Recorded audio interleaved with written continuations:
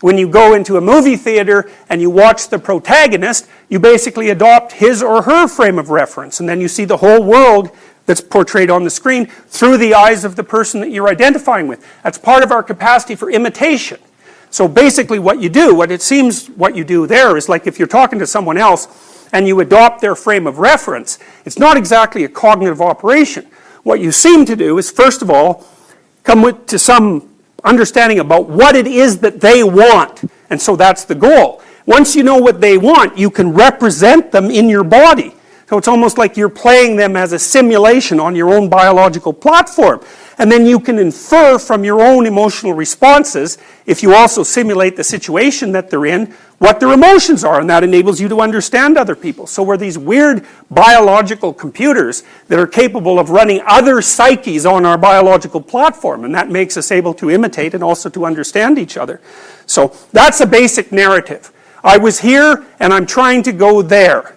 And so if you're asking your kindergarten kid what they did today at school and teaching them to tell a story, they might say, well, I was at home and then Mom took me to kindergarten. It's like not a very exciting story, but it's a story. And then a little more exciting story might be, I was at home, my mom took me to school, and on the way there a big dog ran up to the fence and barked at me. And the right question that would follow that story is, okay, what did you do? And that's a real story, because the kid says, well, look, I was in this frame of reference, and I was aiming at goal A, B actually. I was aiming at point B, and while I was aiming at point B and acting out the processes that would lead me there, something unexpected happened. That's a story. And then you say, well, what did you do? And the kid might say, well, you know, I was really scared and I hid behind Mom.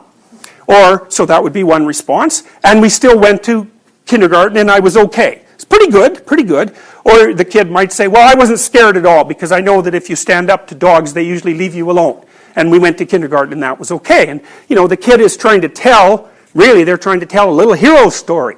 And if they're successful in the encounter with the thing that's unknown, then they triumph as a consequence of their encounter with the unexpected, and poof, you know, that's successful adaptation. You pat them on the head and you say, yeah, that's really good. And they kind of smile, and, you know, you're teaching them how to comprehend their existence in a narrative structure, and you're also teaching them what that narrative structure should be.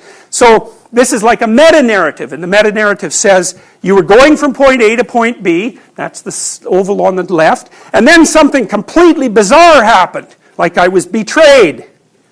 And then I was in this terrible place for quite a long period of time, a chaotic place, but I learned a bunch, and I put myself back together, and I'm a wiser person as a consequence of the encounter.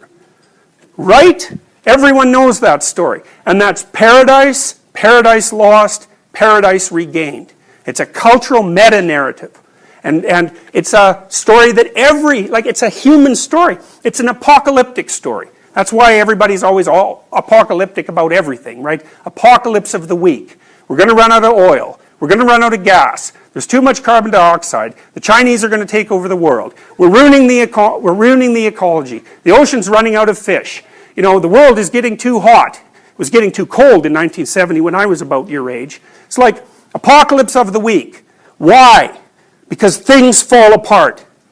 And because they can fall apart completely, and they often do. And so everyone's always on the alert for like the next potential apocalypse, and it's no wonder. You know, it's a permanent characteristic of life that things can radically fall apart. Now, luckily, it's a permanent characteristic of life that they can actually also radically come back together. And it turns out that whether or not they radically come together depends to some degree on how you choose to act when they fall apart. What is the pre-cosmogonic chaos? This is from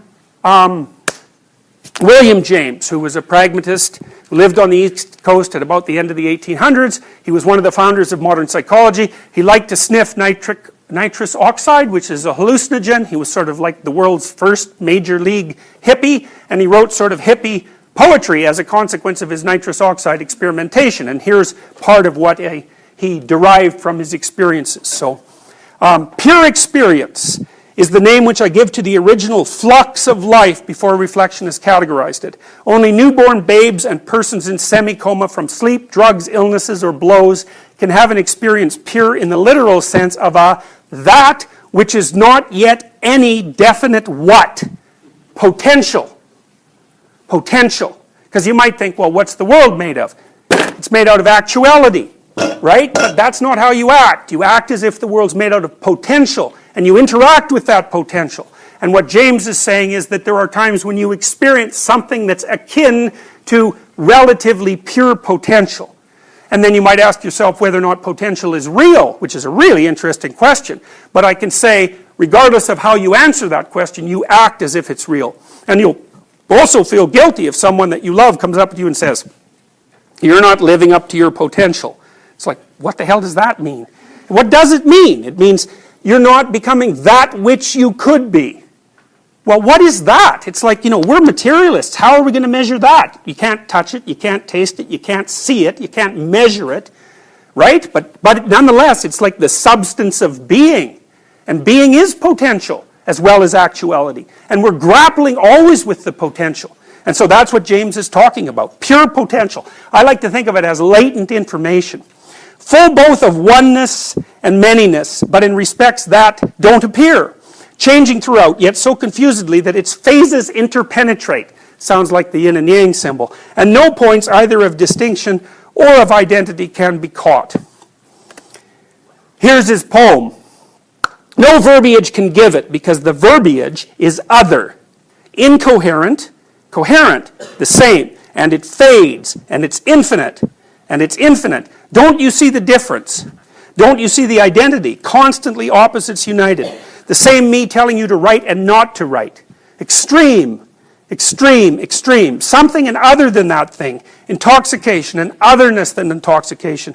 Every attempt at betterment, every attempt at otherment is it fades forever and forever as we move.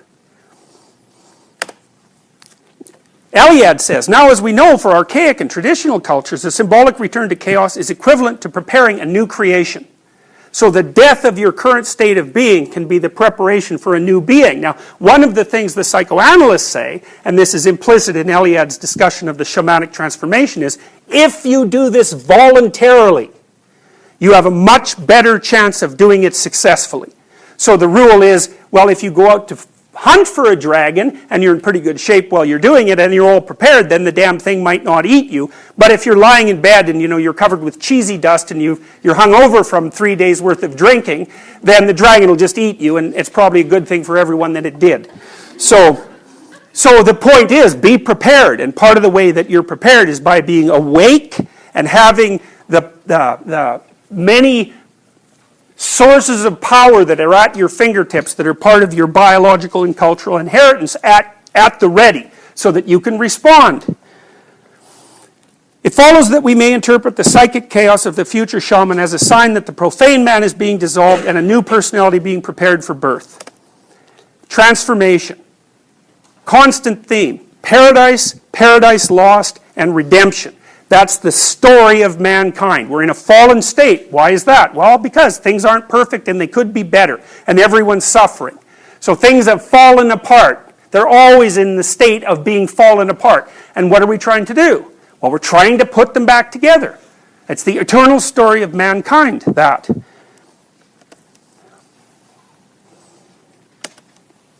Now, Henri Ellenberger, who was an existentialist psychotherapist, and who was a leader of the existentialist movement in the 1950s, and also a profound student of psychoanalysis, talked about something he characterized as a creative illness, which was something that manifested itself in Freud and in Jung, and in other people like Viktor Frankl, for example, who went through periods of extreme periods of chaotic disruption as their new theories were manifesting themselves, because the new theories tore them apart as they were being developed. And they paid a tremendous personal price for that.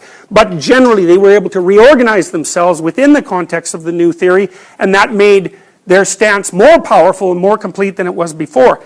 He described the characteristic elements of the creative illness as follows. It succeeds a period of intense preoccupation with an idea and search for a certain truth. It's a polymorphous condition that can take the shape of depression, neurosis, psychosomatic ailments, or even psychosis. Whatever the symptoms, they are felt as painful, if not agonizing, by the subject, with alternating periods of alleviation and worsening. Throughout the illness, the subject never loses the thread of his dominating preoccupation. It's often compatible with normal professional activity and family life. But even if he keeps to his social activities, he's almost entirely absorbed with himself. He suffers from feelings of utter isolation, even when he has a mentor who guides him through the ordeal, like the shaman apprentice with his master. The termination is often rapid and marked by a phase of exhilaration. The subject emerges from his ordeal with a permanent transformation in his personality and the conviction that he has discovered a great truth or a new spiritual world. Also happened to Piaget. Many of the 19th and 20th century figures recognized universally as great, Nietzsche, Darwin, Dostoevsky, Tolstoy, Freud, Jung, were also additionally characterized by lengthy periods of profound psychological unrest and uncertainty.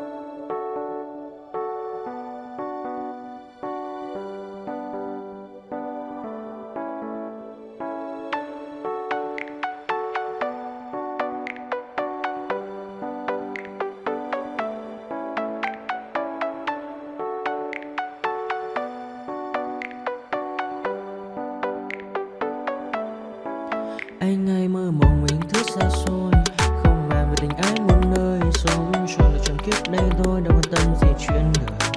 Thế mà lại ngâm tương tư, ông tầm bà múa xe tơ, đêm nằm trộm nhớ mơ mơ về ai. Thì ra anh yêu rồi, từ ánh mắt nụ cười, từ đôi môi gọi mưa sao xuyến lòng anh.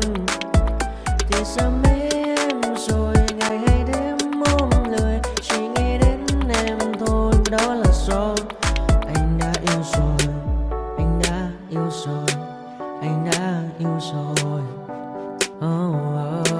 Anh đã yêu rồi,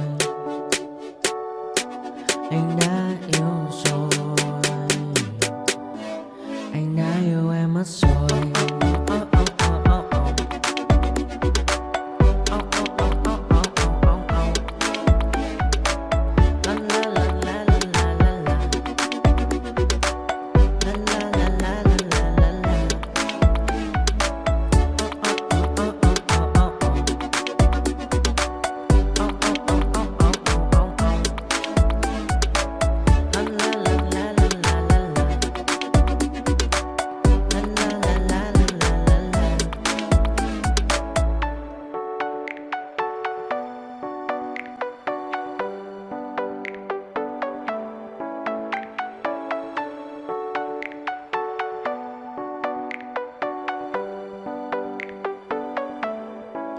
Anh ai mơ mộng những thứ xa xôi, không màng về tình ái muôn nơi, sống cho là trọn kiếp đây thôi, đâu quan tâm gì chuyện đời. Thế mà lại